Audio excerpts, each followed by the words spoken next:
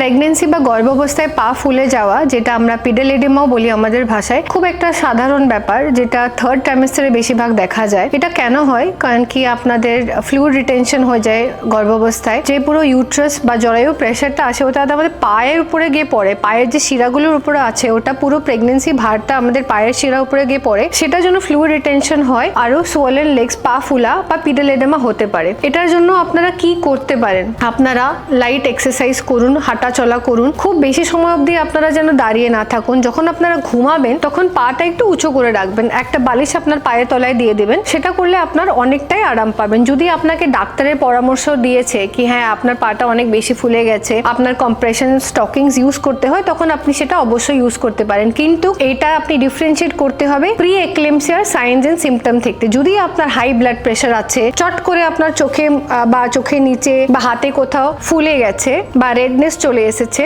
বা বুকে ব্যথা হচ্ছে, এইগুলো যদি আপনার হয় বা খুব বেশি হাই প্রেশার চলে যাচ্ছে, তখন কিন্তু সঙ্গে সঙ্গে আপনার কনসার্ন ডাক্তারকে অবশ্যই জানাবেন।